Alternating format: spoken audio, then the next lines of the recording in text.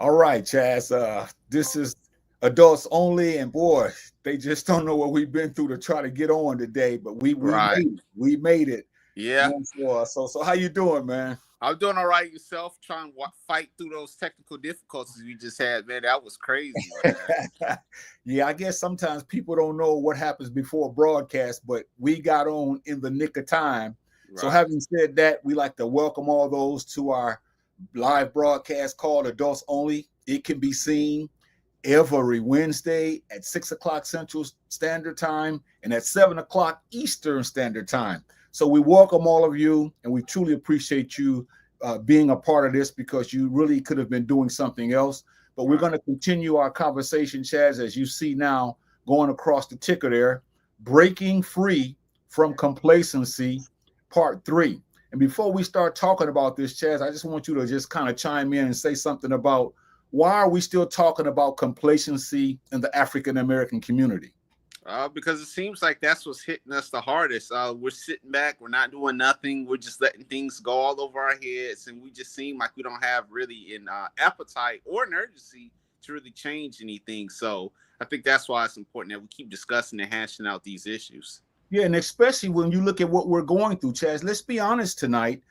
We have a lot of things on our plate. We have a lot of issues coming at us. You know, when you talk about politics, you talk about social, you talk about economical. I mean, there's so much coming at us with the justice system. You know, it's just with drugs, with everything being poured in our laps. I think we shouldn't be complacent. But Yeah. again, we many of us are, and we want to encourage those who are to take a stand, Chaz. Do Right. something. There's Right. got to be something that someone can do, and we want to encourage all of us to be a part of making that change. So let's Yeah. talk about what complacency is. Then we'll look at these mindsets of what's really hindered us. So, what is Okay. complacency? Complacency is basically being too comfortable with our pitiful social condition and not trying to make things better, even when we know things, even when we know that change is needed. Yeah, Yes. and here's the thing. Sometimes I know because we get caught up with money. We always, and money is an issue. Money is something that we need to get to change things. But even sometimes, like we said, sometimes the people in your neighborhood, people in your family getting together and say, you know what, this is an issue that's going on. We can bring awareness to it through a YouTube channel, Facebook channel thing, or even like a platform like this and try to raise awareness. And then once you get enough people, then you can gain the trust of the people to put in some funds and try to get this thing moving forward instead of, like we said, just sitting back, not doing nothing at all. Well, Chaz, there's some things that we have to talk about tonight, and I want to get right to it. But there's this way of thinking. There's this mindset. We have a certain mindset, and we have to get rid of these mindsets because these are the mindsets that we're going to talk about that hinder us from doing something, being active. Because I believe that many of us we talk a lot. There's a lot of bluster. There's a lot of loud talking, verbosity. But Chaz, I don't really think that we want to get rid of these following mindsets when it comes to complacency. Here's one of the mindsets, and I know you normally read this, so you can go ahead and start reading it. But these following letters are mindsets that people have that is a reason that we're complacent. They think these ways. Letter A. It's not that bad. It could be worse. And it's not as bad as people make it seem. I would say that, and this is a cop out. This is a reason for us to not do anything. This is a reason for us to, sit back at home and watch our TV in the comforts of our beds. And here's the thing, though, it is some truth to it that it could be worse. But I think most of us use that as a scapegoat for us to not do nothing at all. So we have to put away that mindset and say, you know what, it is bad. It is terrible. In fact, I must, and me and my family or whoever must react quickly so we can try to nip this thing in the bud before it gets more out of control. Well, my students wrote a song. They have a brand new song coming out. It's called Anthem of Struggle. And the Okay. first verse I wanted to quote because I think that verse talks about how complacent we are, but it talks about where we are today as a people. And I think we have to acknowledge that we're in a bad way. We're in a real terrible way. And the alarm should be ringing right now. But the Yeah. verse goes like this, and it's not that long, but it goes oppression, bloody hands, Mm. field soaked, stolen lands, colonial chains surround soul, truth tell, dark gold, drums pass, beat loud, rhythms unbowed, cold days bend break, Black trial we raise. Then the chorus says, anthem of struggle, address our trouble. Anthem of struggle, bust that bubble. Anthem of struggle, sack this muddle. Anthem of struggle, reconstruct our rubble. We need reconstructing, Chazz, right now. And I Yeah. love all the people that's tuning in. I love them to death. But I think we have to challenge each other in love to say, we've got to stop twiddling our thumbs and complaining only, Chazz. We have to make some type of decision that we're going to be a change for the better, as opposed to sitting on the sideline, always, talking about what's going on. Wouldn't you say that as well? Yeah, we have to. Like I said, we have to get active. We got to get off the sideline. We got to get off these chairs. We got to get out these recliner chairs and say, you know what? There's something I can do. Even like I said, if it's just gathering a couple people, bringing awareness to it, but we have to get active and we have to do something instead of sitting back. And when you look at this A, it says many people have the mindset, it's not that bad. It could be worse. And it's not as bad as it seems. How much more worse can it be, Chazz? Wow. How much more worse do we want it to be? You see, this is Wow. a mindset that has been corrupted and destroyed and has gone inwardly against those who need to be released from the psychological bonds that is placed on our minds. And so I think we can't have that attitude. It is bad. Come on, it's not that bad. It's terrible, Chazz. It's pathetic. But we have to make sure that we tell the truth and not sugarcoat it, because Right. it's worse than it is on this screen. It really is. Yeah, and it's worse when you get to the aspect, and I hate to keep bringing this up, but it has to be in the African-American community. Our brothers and sisters in Chicago, Philadelphia, all these states, they're getting gunned down like dogs. And some of it is just brutal. You see it on YouTube, you see it on the news, you see it on all these social media sites, and nothing is really doing. These officers are getting a slap on the wrist, and they're getting back, living their lives and doing their jobs. And it's terrible what's happening to our brothers and sisters getting gunned down. We got our comment today. Sister Barbara fires in here. She says, Hotep Kings, we appreciate her. Sister Mashonda, she fires in here and she says, hello. Sister Marie, she fires in here. She says, Hotep family, appreciate that. Sister Sakina's in the building tonight. She says, greetings, brothers, we appreciate her. Sister Sharon is in the building. She says, hey, family, we appreciate her. Yeah, Okay. it's bad. But here's another mindset that we have to look at. And this one is really killing us. And Okay. I want you to read this, and let's take our time. Then we'll get into the reasons why we shouldn't have these mindsets. Letter B, defeatist, believing that nothing can be done, so you give up on trying. And that's basically what I just said a few seconds ago, where it's like, okay, we see all the bad negativity that's going on. And I can't say this, and I'm going to say this real quick. It can get depressing. It can feel overwhelming. It does feel like no matter what we do, what we say, nothing is going to be done. But that kind of mentality is what keeps us in the state that we're in now. We have to say, you know what? Change can come. There is something positive that can be done, but we have to start putting it in action instead of always saying, woe is me and there's no hope. I want to put this up, Chazz, because we're talking and we're telling the truth. Many people think we're just running our mouths, but a lot of times I give stats and people don't believe what I'm saying is true. But I need you to look at this screen, because this screen talks about, Chazz, how African Americans are more likely to die at an early age from all causes. So we shouldn't be complacent. Look at the top one that says high blood pressure. Look at these staggering statistics. Look at these statistics that talks about the diabetes. You see, I want to elucidate on some of this. Look at this, the strokes. Look at the strokes, Chazz. We are dying at an alarming rate, and no one seems to want to talk about what can we do to stop this. You see, we must sound the alarm. Look at these numbers. These numbers are off the chart. Look at the ages of how high blood pressure is taking its effect in the African American community. I mean, the diabetes, and look at the strokes. We are dying, Chazz, by groups. We're dying by the millions. We're dying by the thousands, and yet we're saying that people are trying to say that nothing can be done. You mean we're going to give up on all of this, Chazz? Some of this is terrible, and it's heartbreaking, but I would say some of this can be corrected on some of these, like you said, with the high blood pressures, try to cut back on the salt. with the diabetes, try to cut back on the sugar. So some of this can be avoided. And then there are some people who have this hereditary in the family where their fathers or their mothers may have had it and it passed down to the sons or the daughters. So we can try to avoid some of that with diet. But brother, those numbers are tragic in the African American community.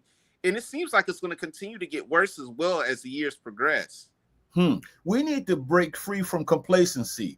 Us men sitting around, drinking beer, watching TV, watching sports, watching movies, watching sitcoms, talking on the phone, always playing games as old as we are, playing games, on the TV with these different things that we're doing. So I'm saying that we have to break free from complacency, Chazz. And here's another attitude that has really stifled us in making a change. Letter C, chronic complaining, constantly voicing dissatisfaction but never act, always whining and knowing one's heart that you're not going to bust the grape. I'll let you take that one. I've been waiting on this one because we complain, and we should be complaining because there's so much that's happening to us, but we need to add something with those complaints. We need to do something, Chazz. We see that the teenage rate of suicide is high. We see that. So we have to stop complaining about how we're killing ourselves at a young rate, or at an all-time rate, I should say. We should do something about it. But I'm telling you now, Chazz, many of us don't want to get involved, see? So we complain. We complain about the youth. We complain about the senior citizens. We complain about everything, but we don't want to take time out to become involved in their lives. And I'm talking about all of us. I'm not just talking about one or two people, because I want to put up a chart now, Chazz, and I want you to see something that's going to really shock you, because we've been saying this, but now it's time to show and tell. This is show and tell, Chazz, and this is what we need to look at, because we have to comment on this. Will you look at this? This, my friend, is pathetic.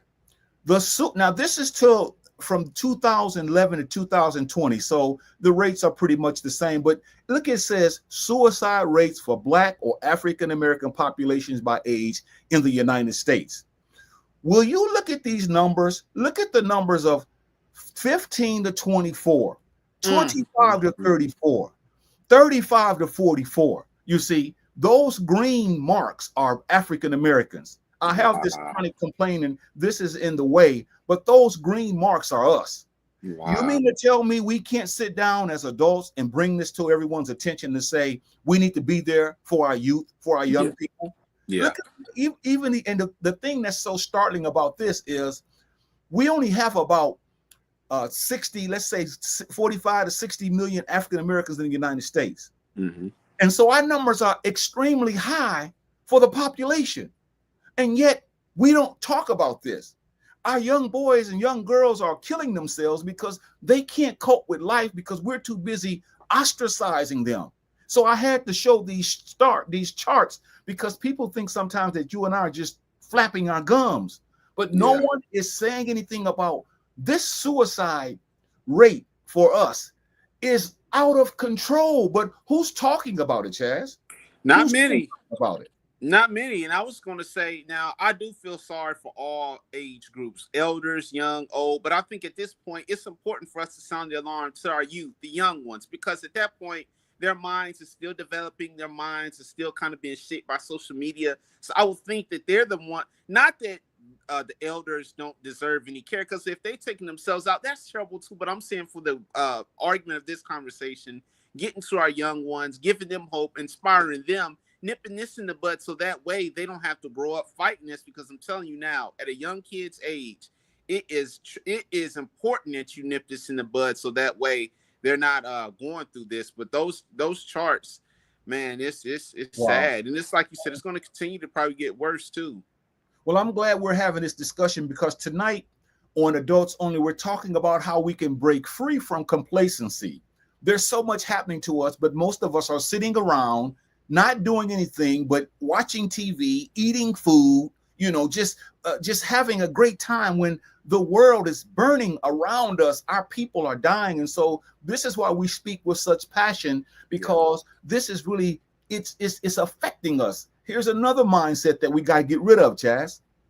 Letter D, a passive grumbler, expressing frustrations about our problems, but remains inactive. Yeah, we may talk on the phone, go to the barbershop, talk to some of the guys there, and talk about some of the things that angers us. But we're not putting it into practice. We're not putting it into play.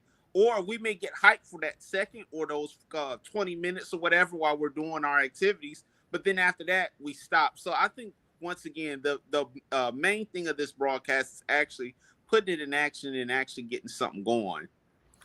Let me read this to you, Chaz. For those who are watching this broadcast, once again, you are watching adults only, and we appreciate you taking the time out of your busy schedule to watch this broadcast.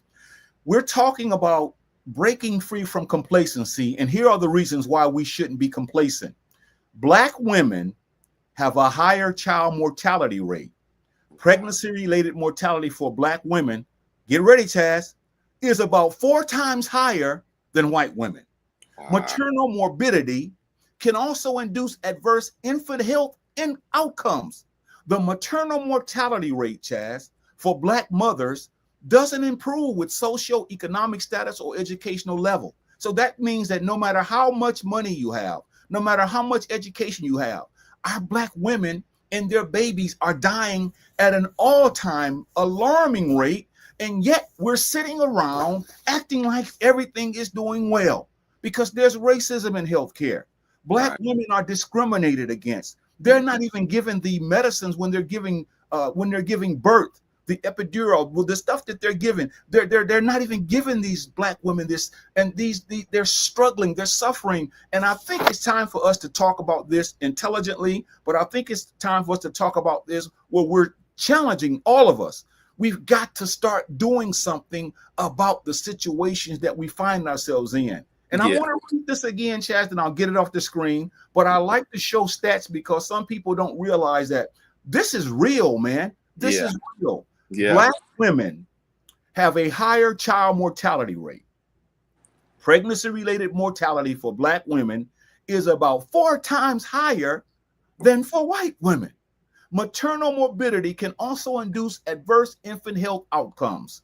The maternal mortality rate for Black mothers doesn't improve with socioeconomic status or educational level. So, Chaz, what we see here is a shame.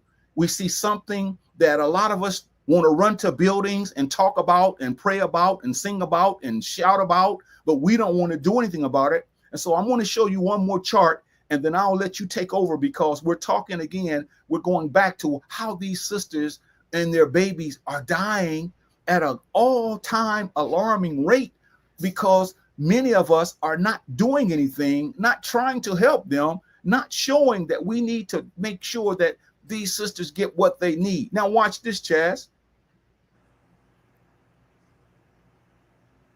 Look at that, man. Will you read that for me? And I want to say something about this, Chaz. Sure. It says Black women are 243% more likely to die from childbirth or pregnancy than white women. Come on, Chaz. And go ahead. You go ahead, because I'm getting worked up because I want to cry right now, but crying ain't gonna help this. See, me shedding tears and me talking about all these things, it's not gonna help this. You, myself, and other people are going to have to get involved because we don't want to get involved in the tough stuff. We want to play it safe. Stay on the cell phone and, make comments here and there. But when you said 243%, Chaz, that is something that's unfathomable. Yeah. And I would say this probably, and I don't want to say, because some people want to say, oh, these guys are conspiracy theorists, and I don't really like that. But here's the thing, though. Wouldn't you say that this seems deliberate? And why do you think this is so deliberate that our African American sisters are the main culprit in this terrible tragedy? Why do you think that? Well, I think it has a lot to do with racism. See, it's racism because Black women are more likely to undergo C-sections. That's where they cut the baby out, which carry higher risk of complications, you see, and maternal death when not medically necessary. They don't have to have C-sections. Now, we're not doctors, but yet these are the things that we're looking at because look at the chart, Chaz. Chronic exposure to racism, discrimination, and socioeconomic stress causes physical wear on the body over time, leading to worse health outcomes. Research shows that Black women are more likely to give birth in hospitals with higher complication rates and fewer resources. Many Black women face barriers to early constant prenatal care due to financial constraints, lack of nearby health care facilities, or inadequate health insurance. So you see, Chaz, we've got to talk about this. This is just one area. We're talking about how we have to stop being so complacent. Back in the 60s and the 50s, regardless of what we think about them, they had programs. They did a lot to help our people. Yeah. Nowadays, we want to sit back, and as I keep saying over and over again, sit back and in our mind, as long as we got food in our mouths, we're not looking out the window to see what's really happening. And our people are dying, man. They're dying by leaps and bounds, and it's just terrible, Chaz. It really is. It is. I just didn't know it was that bad. Like, before you put that number on the screen, I thought it was like, maybe 60 or 70%, but 243%. Like, those are numbers that I've never really heard of. Nobody's even saying anything. No, see, because I believe that many of us have been through so much that we don't want to do anything about what we see, other than complain. We don't want to be taught. We don't want to teach. We don't want to be taught. We don't want to be taught how we can be of an assistance to these people, see? But we talk about them all the time, see? We rather talk about these young girls who are getting pregnant instead of being there for them. Right. We rather throw stones at them, see? We rather castigate them. We rather say, I don't have anything to do with that. You see, this is the mindset, but we all want to run to a building and run and sing and shout and all that, but yet we don't want to do anything. But we are complacent, man. And it's because of this next situation here. Letter E, victim mindset, only seeing us as victims and powerless against our circumstances. I would say that we do have power. Now, we don't have to always do power with, like I said, with violence or knives or weapons or anything like that. But our power could be, like I said, getting some people together and spreading the awareness and showing people, say, you know what, these are the situations that's going on around us. Here's some programs that we could possibly get into. Here's some extra after school activities for our youth or whatever to get into. So like we said, we can bring awareness to these African-American sisters who are dropping like flies, all these things. So we are powerful. We just have to actually put our minds together and get a group of people together to help do so. Something has happened to us, Chaz. I can't put my finger on it because it's a lot. It's not just one thing. But some things have happened to us where all we want to do is sit around and just act as if we live in this bubble, this world. We don't want to be involved with lives, lives that are really being destroyed. And this number E says we have a victim mindset. We only see us as victims, and we are victims. Let's not forget that. Let's not get that twisted. We are victims. But my challenge is, what are we going to do about it? See, we're going to keep crying, or we're going to say we're victims, but we're going to stop the victimization, you see. And that's the problem that I have, because this next one is going to tell it like it is. And I have another few charts to show, and we can continue with this discussion. But this one right here, Chaz, I know you've been waiting on this one. Okay. Letter F.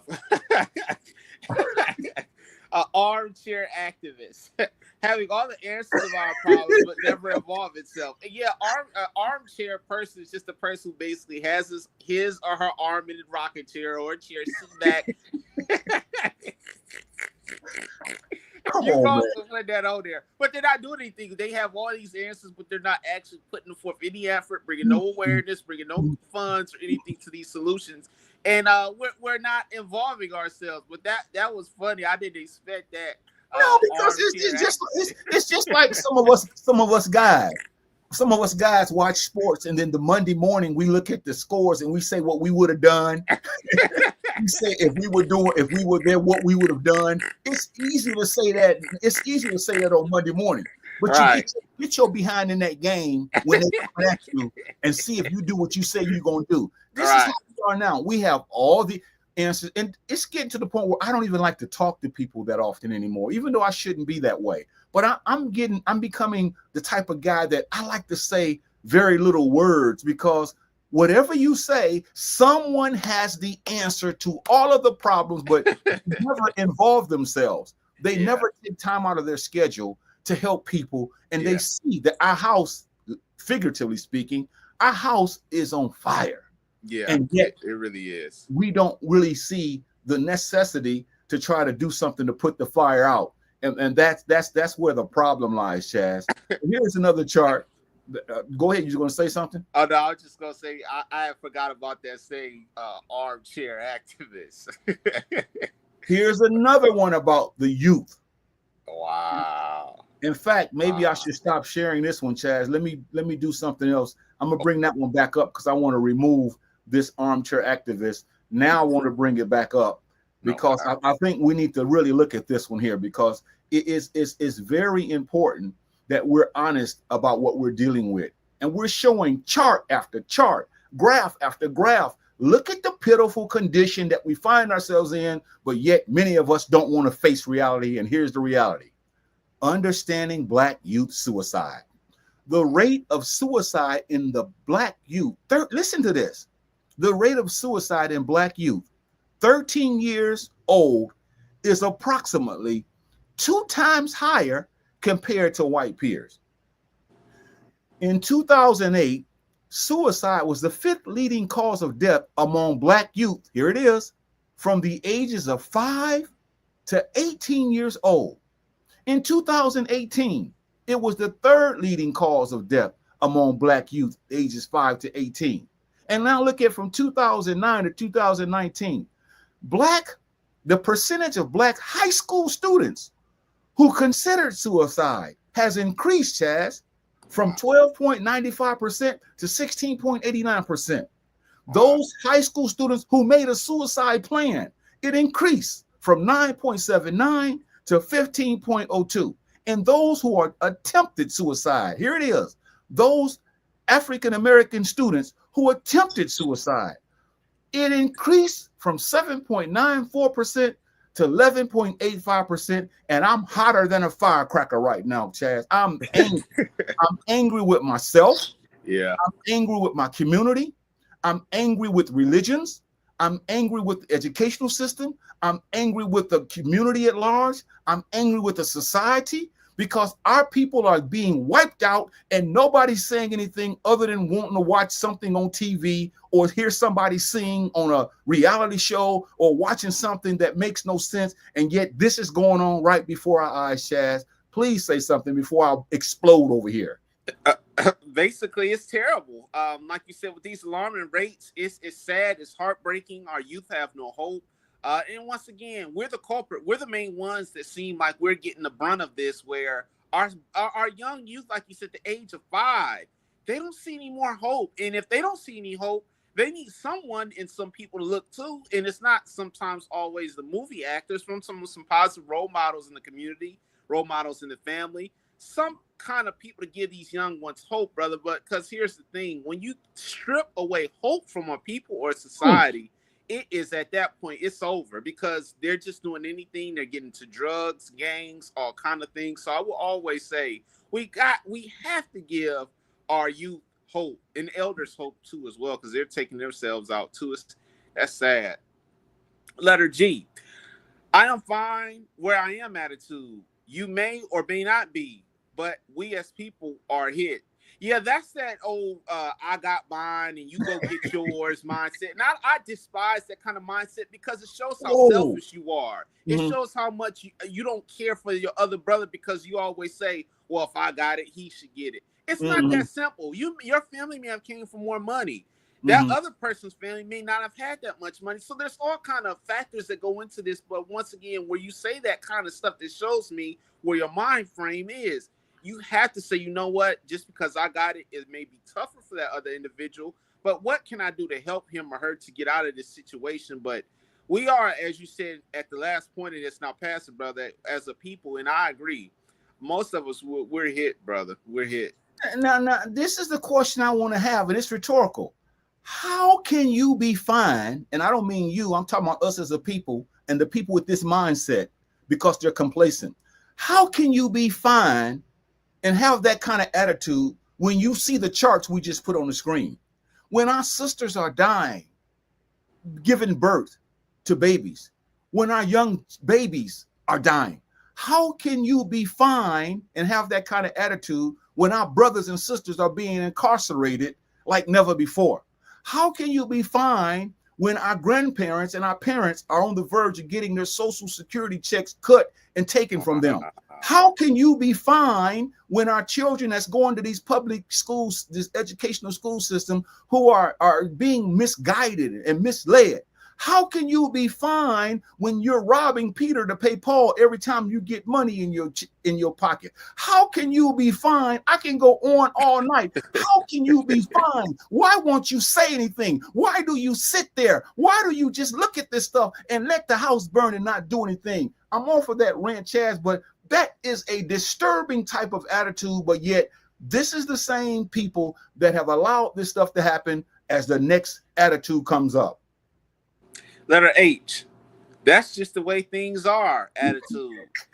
Yeah, it once again, and that's, I've heard that a lot, and I believe, brother, most of this comes down to this. As a society and blacks, we've been done so wrong for so long. A lot of us just throw in the towel. We just don't have any more fight in us. We're just tired. We're beat down. We don't have any more energy. We're lethargic. We're sleepy. We just don't have any more energy to really do anything, and that's where most of these comments like this come from, where it says, that's just the way things that's just the way the thing, basically, I'm tongue twisted, the way that they are. But basically, no, just because they're like that, you can change it, but you have to fight back, though. Yeah, Chazz, and I'm going to add to that. You just baked the cake. I want to put a icing on the cake you just baked. That's just the way things are. Attitude. It should be. That's not the way things should be. See, right. That's the way things are. But they shouldn't be that way because of us, because all we want to do is complain about those things.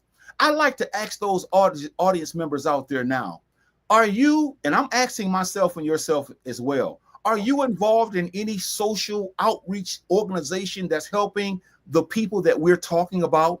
Are you concerned about the welfare of a people who is being done terribly wrong every day? Are you concerned about the youth? Are you concerned about mothers who are losing their babies and dying in hospitals while they're giving birth? Are you concerned about the plight that you see going on in our communities, in our lives?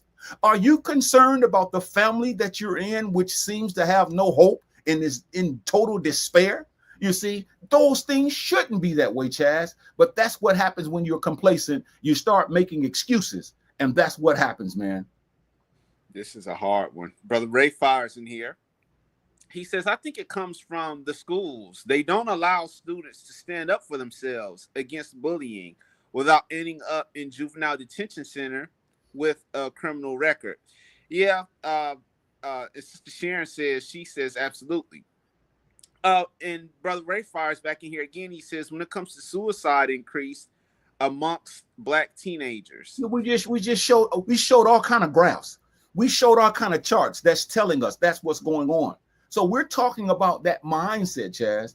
We've got to stop we have to rid ourselves of these mindsets. Rid yourself of the following mindsets concerning complacency. And this is why our children, our babies, man, our little ones, as they grow up, this is why they lose hope. They lose hope because we're not doing anything but sitting around on social media trying to find something to get into, or trying to post something to make people think that we have all the answers, but yet we're not involved in their lives. And that's why we need to talk about this. I had a quick question for you before we move on. As Brother Ray said, I kind of want to tie this to back in the day. He said something about the African-American teenagers, the suicide rates. Let me ask you this. From this generation, the suicide rates compared to back then, don't you think that the suicides back in, let's say, the 60s, 70s, 80s from the black youth, do you think it was lower then or higher then? Because I think back then, even though I wasn't around, I'm just guessing, don't you think it would have been a little bit lower than it is in today's society? Well, I think it was a little bit lower because now we're dealing with so many pressures. Our youth are up against so much. So we're going to put this back up there for those who think we're just, again, running our mouths. Okay. This statistic alone should make a brass monkey want to cry. These rates are showing us we don't have as many people in the United States as Europeans, but yet we're affected by suicide many more times than they are. The age brackets from 15 to 24, 12%, 25 to 34, 16.3%, 35 to 44, 17.2%, 45 to 54, 19%. These numbers are off the chart. 55, even older men, 55 to 64, are taking their lives, man. We're killing ourselves. Older men, 75 to 84. See, we don't want to hear about this. I almost use vulgarity, but I'm a refrain from using vulgarity. But yet at the same time, I gotta remain calm. I gotta remain intact. But I'm telling you, 85 years and above, 19%, and nobody's talking about this, Chazz.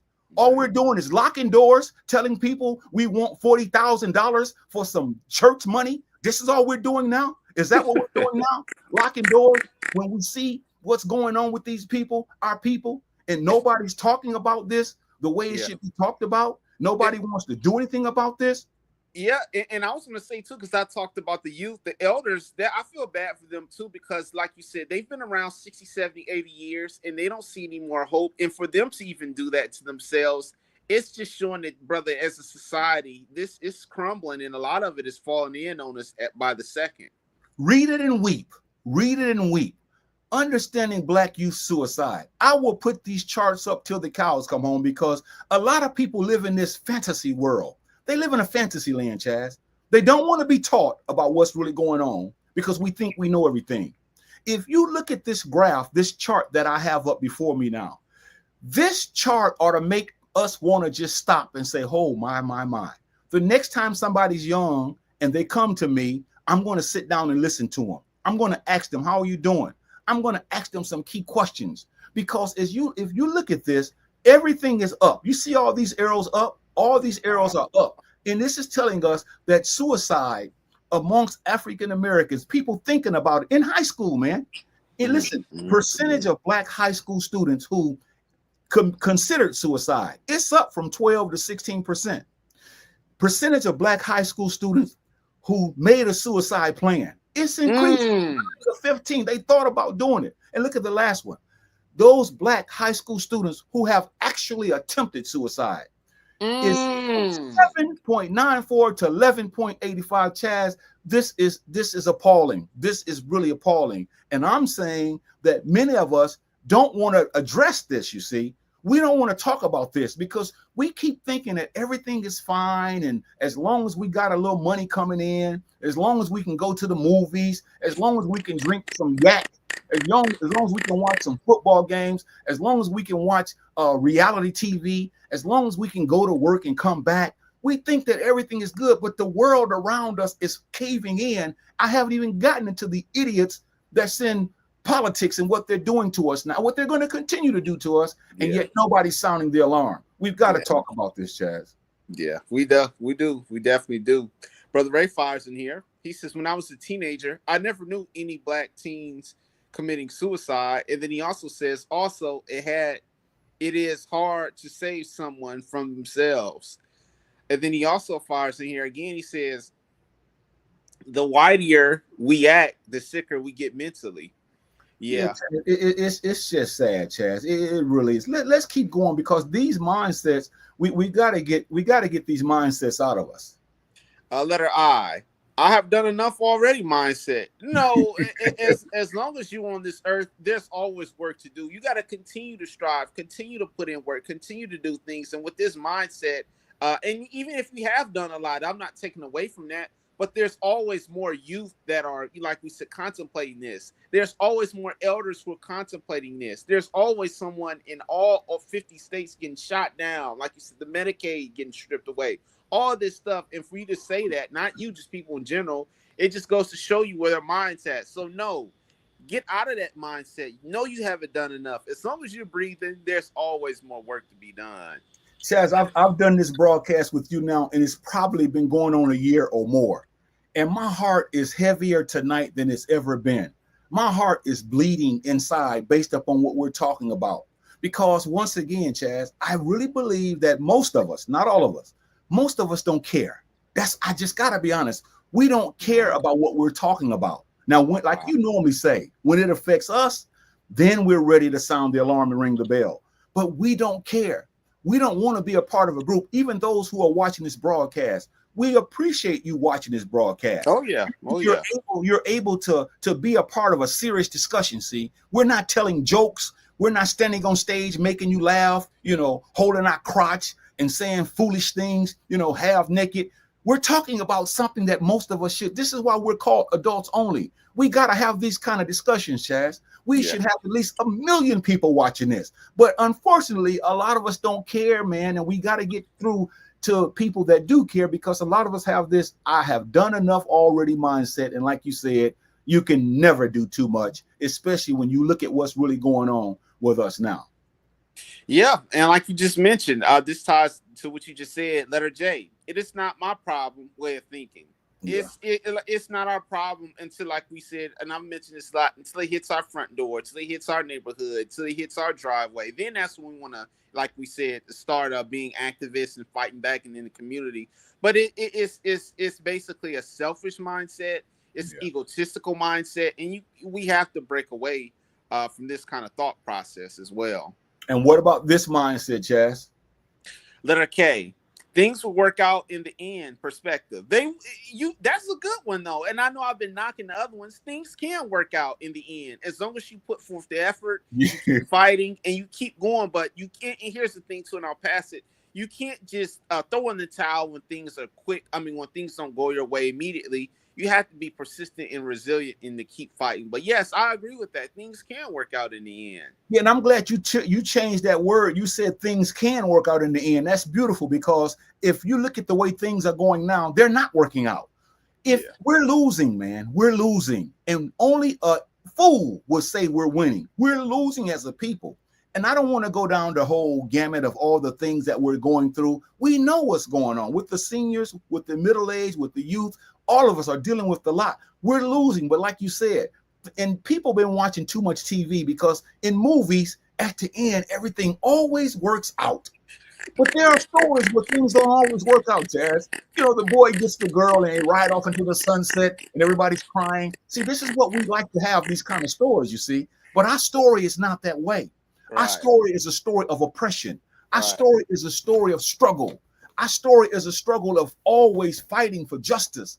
Our story is a story, like my children says, our story in their song, the second verse, they say that our struggle is like a thief in the dark. It robs each of us, our glowing hearts. It's strife, they say, fire burns. Freedom, they say, turns. Your lies, they say, is our fight, carved deep. They say, we got to get right.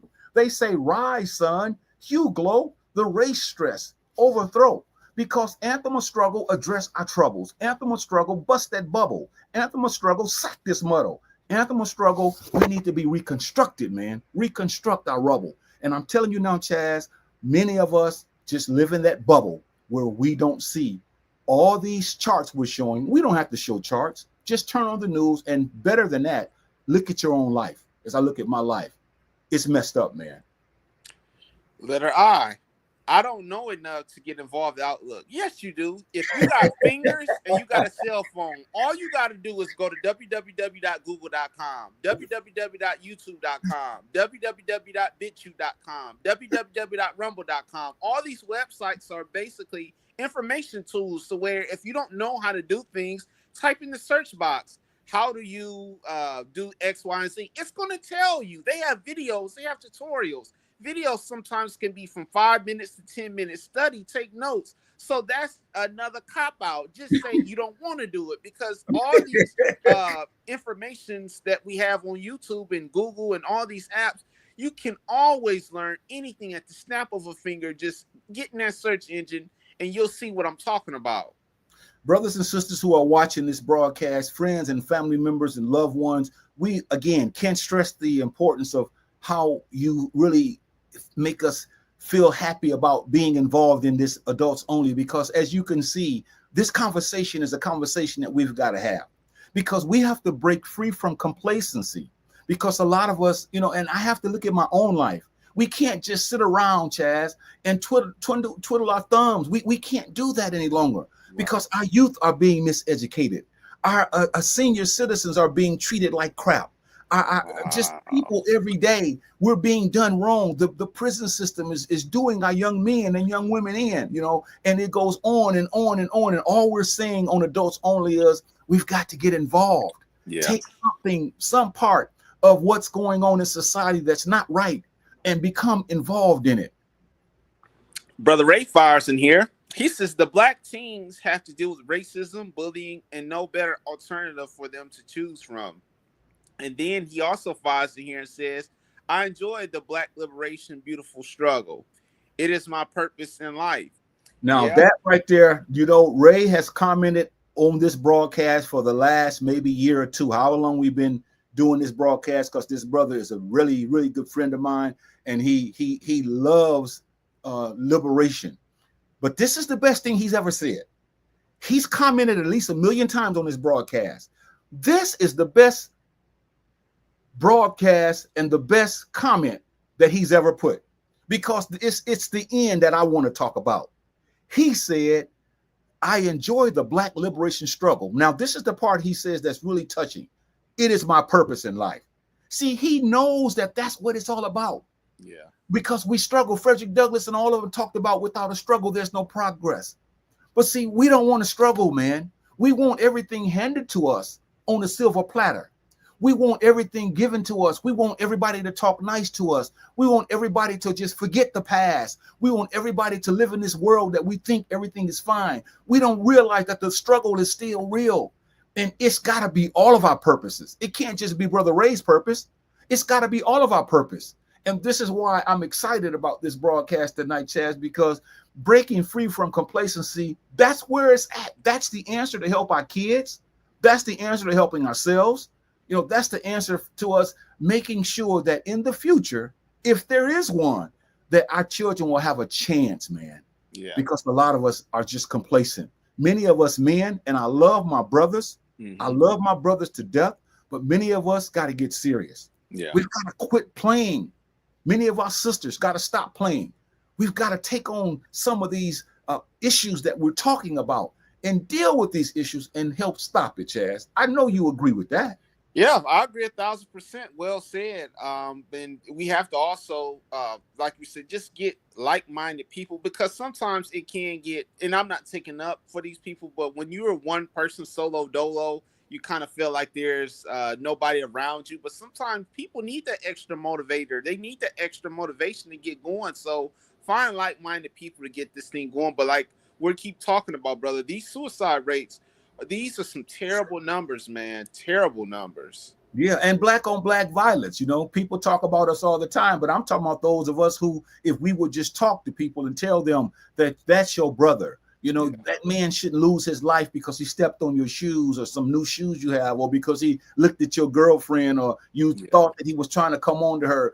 We got to be able to tell people, especially when we're talking to people, because they always tell you what they think, and we got to come into that. No, you don't have to do that. And is it really? Go ahead, Chazz. I was going to say real quick, is it really worth it? Okay, you may do that and you end up shooting this guy or whatever. And then when you get to prison, 9 times out of 10, you in there 40, 50, 60 years. So it's like, really a 5-second outburst of anger being 40 or 50 years in prison, it's not worth it. And these are ways we need to break this down to the youth to make them think and rethink and say, you know what? 5 minutes of anger is not 60. It's not worth me going to prison for 60 years. It's just not worth it.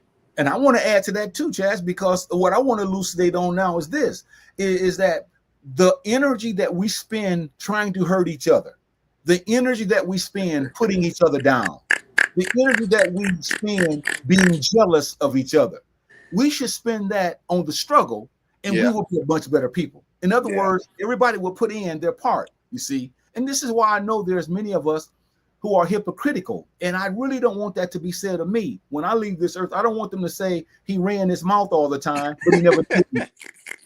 He always sat there and did a broadcast, but I never saw him helping kids. He always ran the broadcast, but he never helped these seniors, you see. He always talked about things on the broadcast, but he stayed in his rooms, and he wanted to be safe. He didn't want to get out. He didn't want to start an organization to help mothers who are struggling, just go on and on and on. And that's what it's all about. Brother Ray fires in here. He says, life is a beautiful struggle.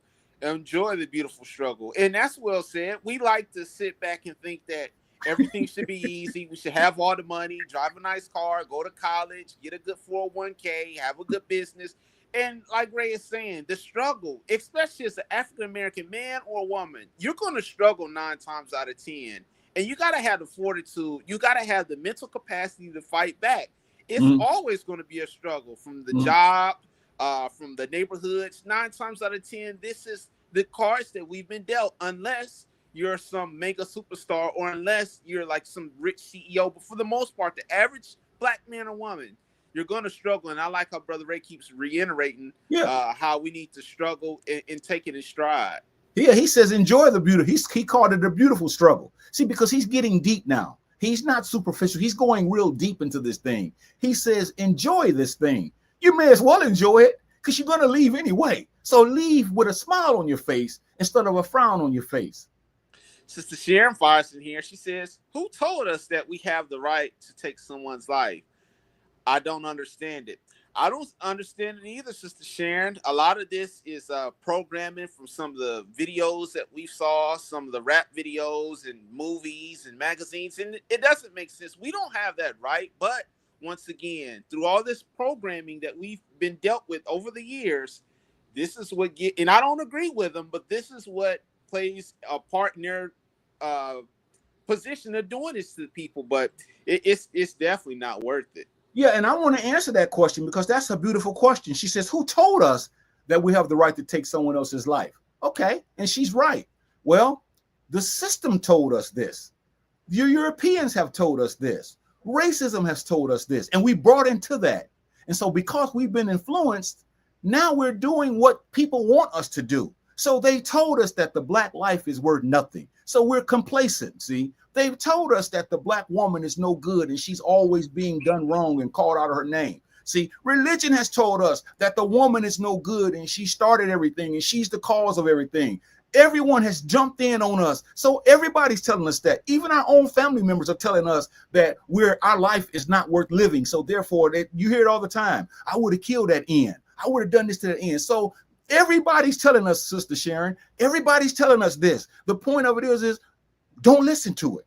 And right. I know you don't do that, but she doesn't understand it. And I know that's rhetorical. She understands it. But everywhere we go, people tell us this. We're no good. We've never been anything. You know, we need to do this, blah, blah, blah. So, yes, she's right, man. People told us this, and we've got to push back on that.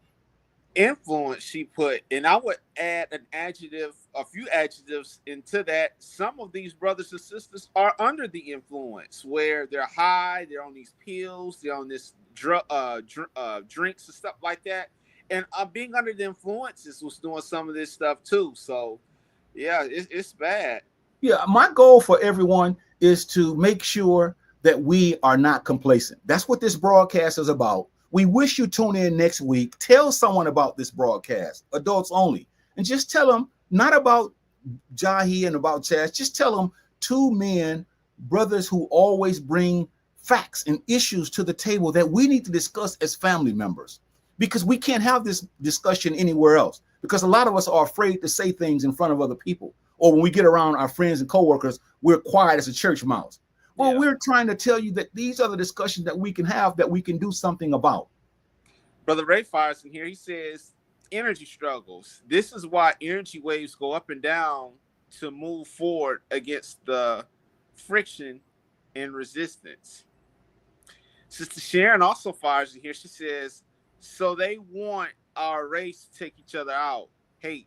Yep. Sister Sharon said, amen.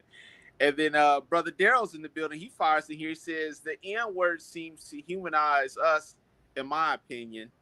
And I'll take it a step further. That N-word is a trigger word, depending like how. Now, when the blacks normally use it, it's normally used to try to be like hood and cool and stuff. But when the person puts the GGER at the end, that really can start stuff. So I don't agree with saying that word, but once again, the GGER is the phrase that gets people to fight and to harm themselves. And Sister Sharon is spot on too. They want us to take each other out. They do. They want us to take each other out, and it's all part of their population agenda as well. And Brother Daryl has been on this broadcast before. He's made comments. So we're having Yeah. some classy comments tonight. That's Yeah. the best comment he's ever made.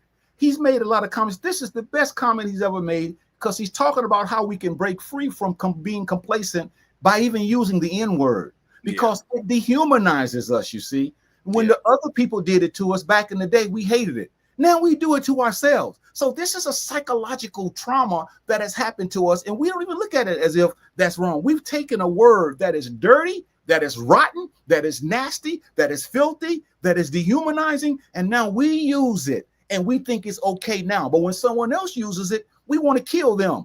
How ignorant can we be as a people to allow those double standards? But yet this is what we've done, Chazz. Yeah, because and we're even shifting the words on it. The GGA is once again supposed to be cool and hood, but the GGER is to really symbolize racism and just evil white men and women. And that's funny how we're taking the word and we're shifting words on it to make it cool and not. This is crazy. Brother Ray Fires back in here. He says, if you are unalived by someone, it's a good chance it's someone you know personally, and even a greater chance is someone in your own race. No matter who you are. Brother Daryl comments, he says absolutely with emoji. Brother Ray Fires back in there again. He says GGER means God in the African language. Okay, let me have that one, Chazz. Please let me have that one. Okay. I know what he's trying to say, and I'm not here to get into, because I don't think in the African language they didn't have the English words God. Okay, but what I'm saying is when we use it, it doesn't mean God. So let's be honest about it. When we use it, we're not calling no one a God. So let's not do that. Okay, let's not do. And I know Brother Raymond, he's trying to give us some historical aspect of, but no. First of all, like I said, the word God was not even a word that in the African language is not English. But when we say that word, Nig, you know what? That doesn't mean God. So come on, y'all.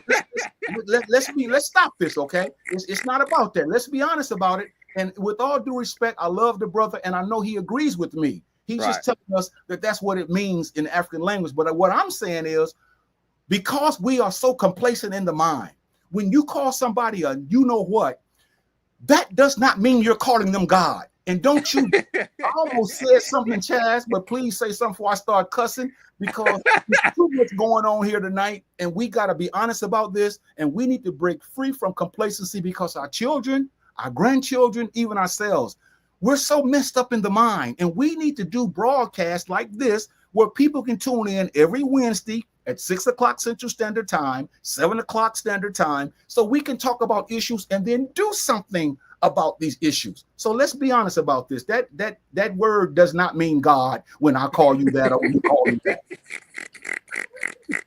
Okay, let me settle down, Chazz. Let me settle down. I'm glad Ray said that, because when this broadcast is over, I'm going to Google that. I really didn't. Now, once again, see, a lot of people, listen, a lot of people hear that and they'll see what Ray's comment said and they'll think, oh, that's cool now. So now they can shift it to something. Let me put it like this.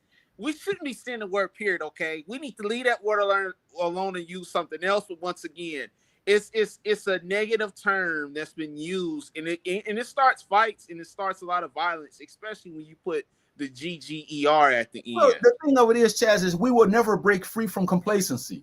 We're talking about, this is what we're talking about tonight. And I hope people understand complacency, being too comfortable with our pitiful social condition and not trying to make things better, even when we know that when we know that change is needed. By me calling you a nig, but that doesn't make things better, Chazz. Okay, so again, let's be honest, that doesn't make things better at all. Okay, it makes it worse, because first of all, if I'm of a certain mindset, I'm gonna try to kill you, or I might try to do something to you because I don't like you to call me that, or vice versa. So let's be honest, we're talking about we're too complacent, and that is going to make things worse than making things better. And that's all we're trying to say, man.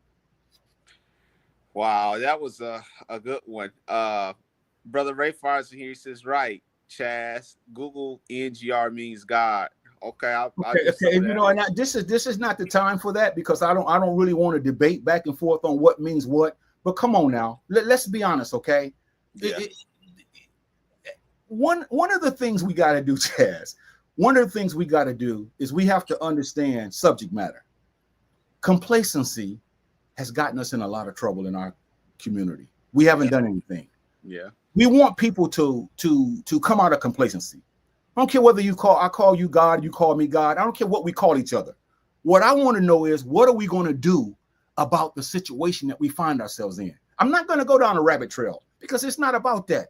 It's about saying we are in a serious issue right now, all of us as a people, and we've got to break free from complacency, man.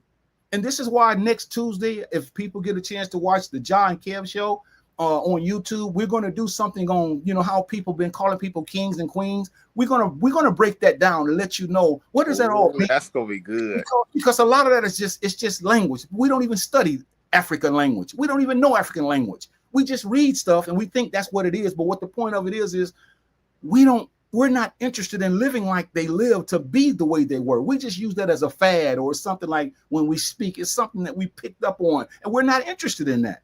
So again, I thank Brother Raymond and all these brothers for the comments. But what I'm trying to say is, we have to be honest about the subject matter. We're complacent, Chaz, and we are. All of us, not just you and me, but all of us are. Yeah, and I need to do a little bit better as well, because I sit back and run my fat mouth, but there's things I can do better as well. Sister Sharon fires in here. She says, love the session, family. Appreciate that. Sister Sharon, you know what? I just looked up at the time, Chaz. We are done, man. Yeah. I didn't even notice what time it was, but we are done, man. And I was thinking in terms of we still had a little bit more time to go, but looks like we're just about finished. So I want to start off, and I'll let Chaz close out. Next week, ladies and gentlemen, we may come back talking about an aspect of complacency. As you see, this is part 3. So this would be a whole month that we talked about it. I really appreciate all of y'all tuning into this broadcast. You don't know how much you mean to Chaz and I, to be able to sit down and hear some things that are uncomfortable at times, but to be able to look through the mindset and find out, what can I do so that I'm not a complacent person. We thank you for tuning in to us. We want you to tune in next Wednesday. Tell someone about this broadcast, and because we want to keep these types of discussions going, because they're necessary. You may have a little one, or a middle-aged one, or an older person. All those charts we showed, we're in trouble, y'all. And so all we're saying is, please, brothers and sisters, let us do the best we can to not be complacent, because that is really killing us. It really is. Sister Mashonda fires in here. She says, Shimotep. Appreciate that. Take us away, Chaz. Tonight was a good broadcast.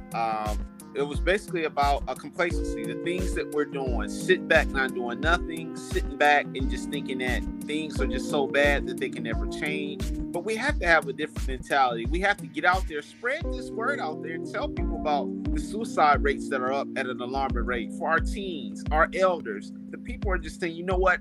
I've had enough of this life. I don't have anything else to live for. So you know what? Since I don't have any other coping mechanism, I'm going to go get me a revolver and I'm going to put it to my dome and do something to myself, or jump off of a bridge. I mean, brother, these are some terrible, terrible coping mechanisms that our brothers and sisters are reverting to. And for our youth, whose minds are still fragile, they're all over the place. They're looking for answers. They're on the internet. They got peer pressure. They got drugs, violence, gang violence. They're just looking for something to hold on to, and they can't find it. So it's us, or people like us, that should be spreading this word to them, saying, you know what? Don't do that, young Shelly. You're too young. You still got hope. Be a motivator. Show them the way. And also, talking about the racial with the white women as well, where they 243% of the black sisters, they're dying more than these white women. I mean, brother, this country is screwed up. It's messed up. I hate the way that these things are, and it's terrible. But I really did enjoy this broadcast. So I appreciate all the viewers, Sister Sharon, Brother Ray, all you, Sister Mashonda, all you guys who watch. And hopefully next week we can come back and bring this one on home. But I appreciate it, brother. All right. So we'll say to all of you, we'll see you guys next week. And I hope you guys be safe. And please do something about the complacency in your own life before we can talk about it in someone else's life. As for for Chazz and myself. We'll see you guys next week at 6 o'clock Central Standard Time, 7 o'clock Eastern. See you guys next week. Shimo out.